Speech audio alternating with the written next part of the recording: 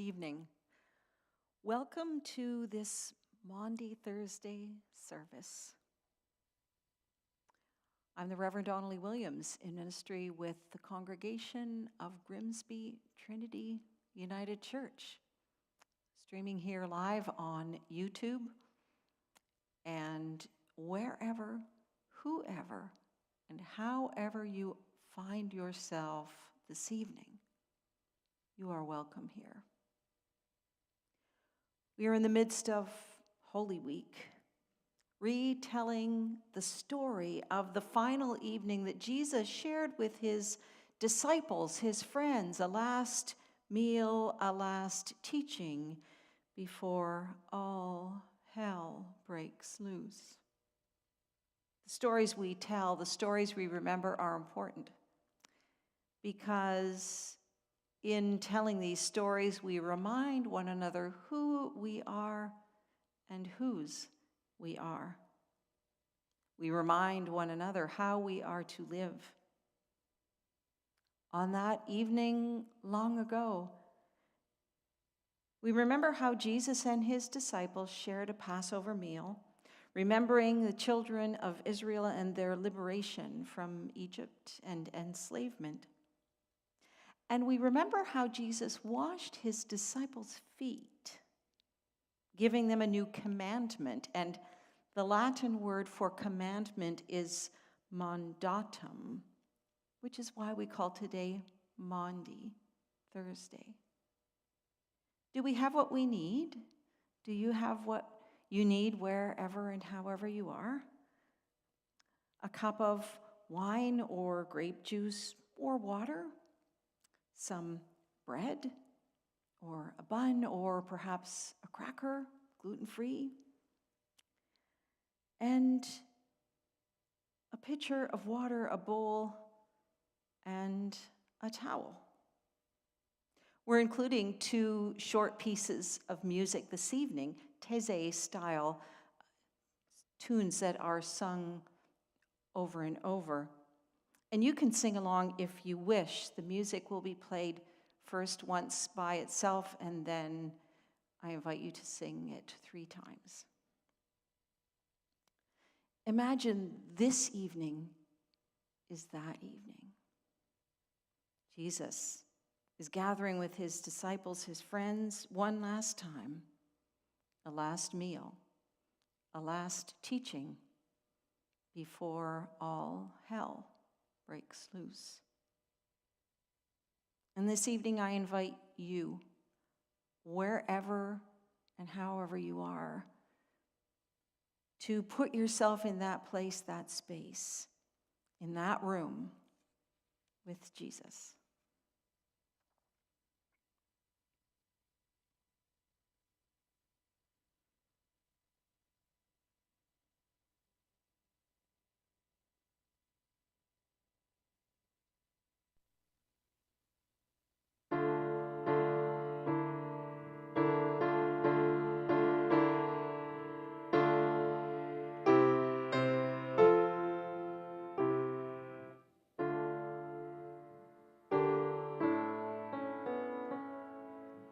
Stay with me, remain here with me, watch and pray,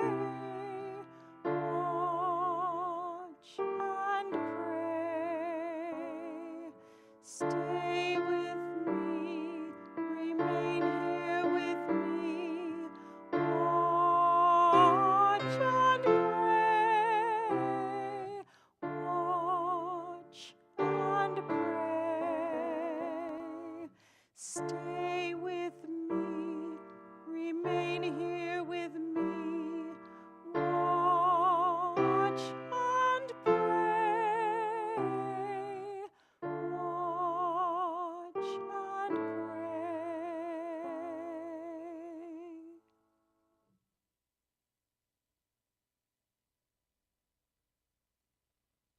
There was a table on that evening. There is a table here in the sanctuary. And the table is wherever you are. And you are invited to bring your whole selves, worries and woes, joys and doubts, gathering wherever we are.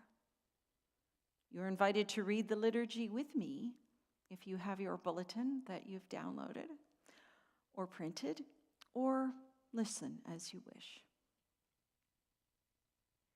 The disciples brought many things to the table: ignorance and fear, jealousy and ambition, doubt and faith, loss and regret, hopes and dreams, love and betrayal. Why are we here tonight? What do we bring to the table?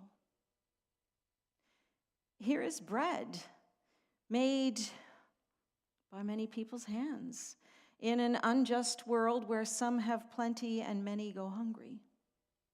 Here is grape juice made by many people's hands in an unjust world where some have leisure and some struggle to survive. Here we are, separate but together, bringing ourselves, our doubts, our fears, our gratitude, all of ourselves, our minds, our hearts, our souls, our troubled hearts, our embodied selves, struggling to live fully, to love unconditionally, just as Jesus did. And the table will be wide, and the welcome will be wide, and the arms will open wide to gather us in. And our hearts will open wide to receive. And we will come as children who trust there will be enough. And we will come unhindered and free. And our aching will be met with bread. And our sorrow will be met with wine. And we will open our hands to the feast without shame. And we will turn toward one another without fear. And we will give up our appetite for despair. And we will taste and know of delight. And we will become bread for a hungering world. And we will become drink for those who thirst. And the blessed will become the blessing. And everywhere will be the feast. We remember how Jesus, on the night he was betrayed, took bread. And when he had given thanks, broke it. And said, "This is my body, broken for you."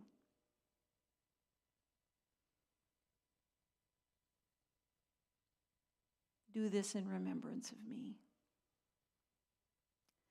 And in the same way, he took the cup, and after giving thanks,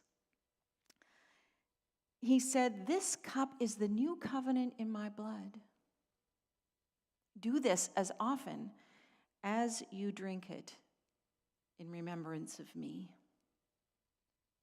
For as often as you eat this bread and drink this cup, you proclaim the Lord's death until he comes." I now invite you, wherever you are, to take your bread or cracker and eat it. Jesus Christ, the bread of life.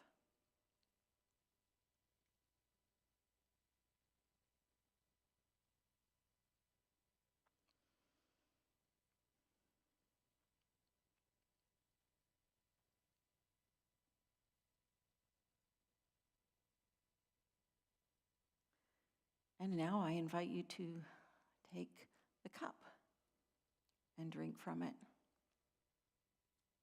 Jesus Christ, the true vine.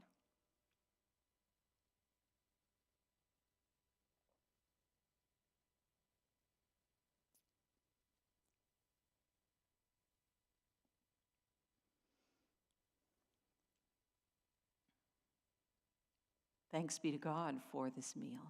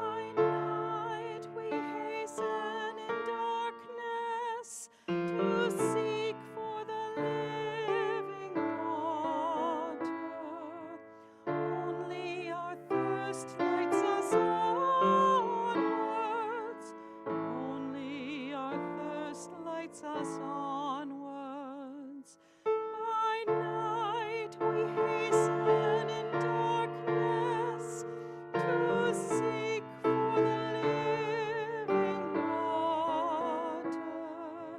Only our thirst lights us onwards. Only our thirst lights us onwards. By night we hasten in darkness to seek for the living water.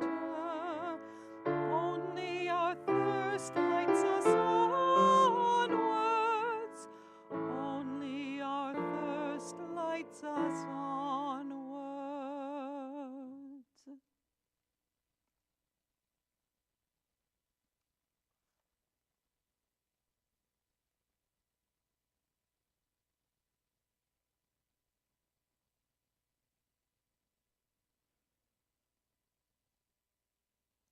The festive table glowed with candles, warding off the shadows lurking in the corners of the upper room.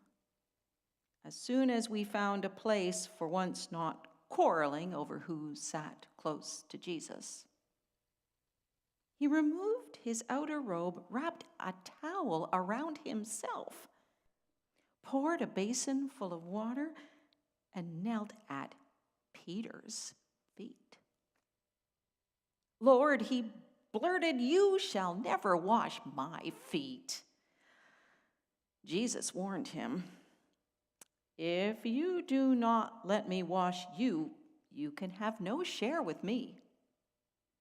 Poor Peter begged, "Then wash my hands and my head as well." But Jesus answered, "Those who bathe need only have their feet washed." We sat embarrassed, listening to the water splash. Still on his knees, the Master looked at us all.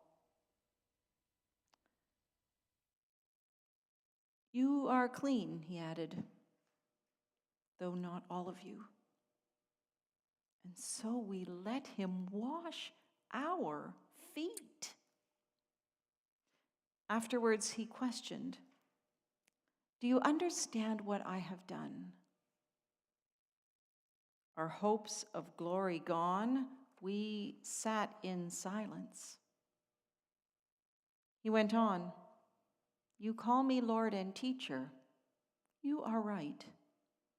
Tonight, I, your Lord and Teacher, have set you an example.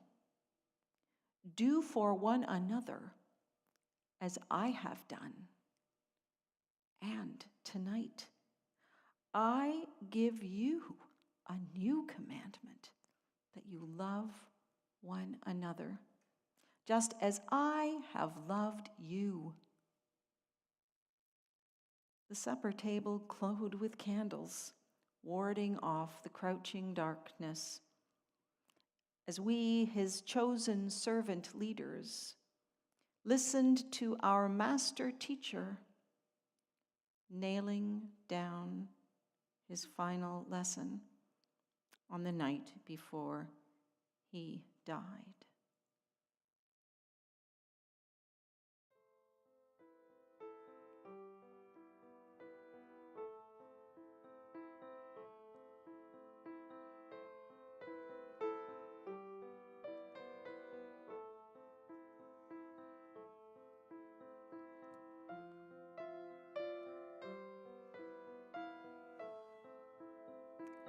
I invite you to take the water that you have and pour it into the bowl.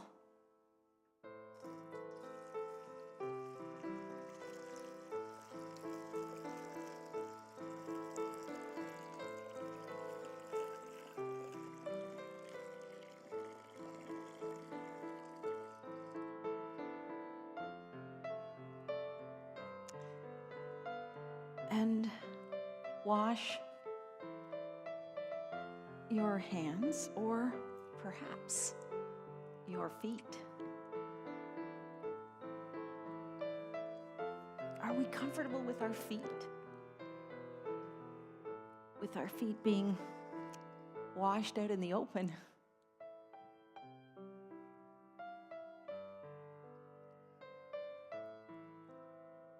Imagine having Jesus washing your feet, your hands.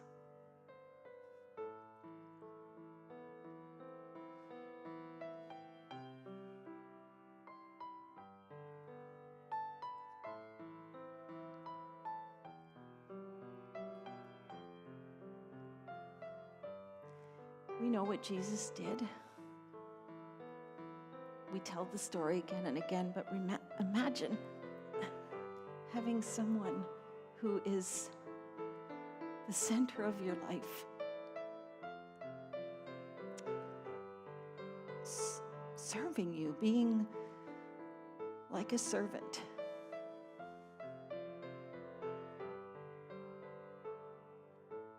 Doing things for you.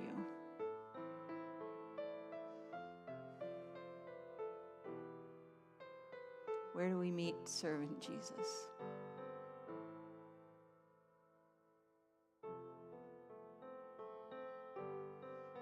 At the grocery store?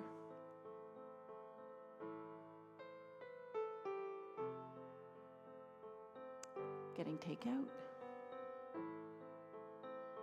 Maybe Jesus is working at the Amazon warehouse in Brampton.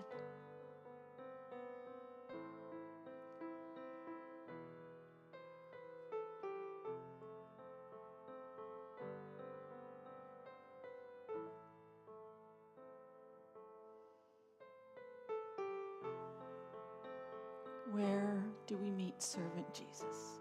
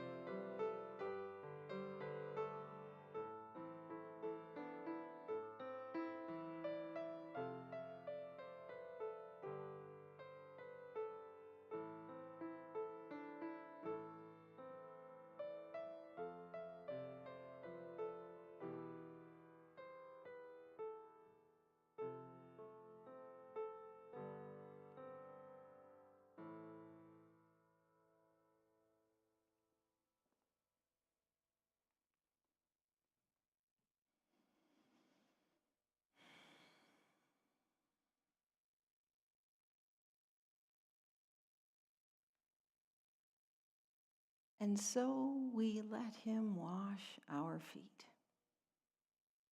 Afterwards, he questioned, "Do you understand what I have done?" Our hopes of glory gone, we sat in silence.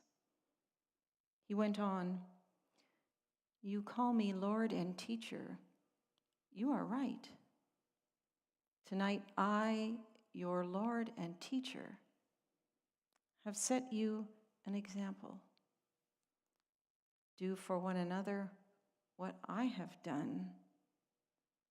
Tonight I give you a new commandment, that you love one another as I have loved you." The supper table glowed with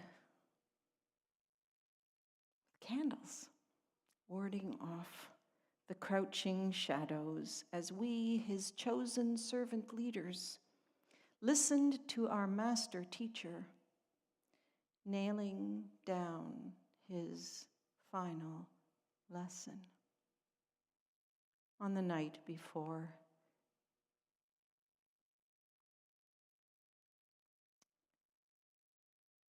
The night before he died.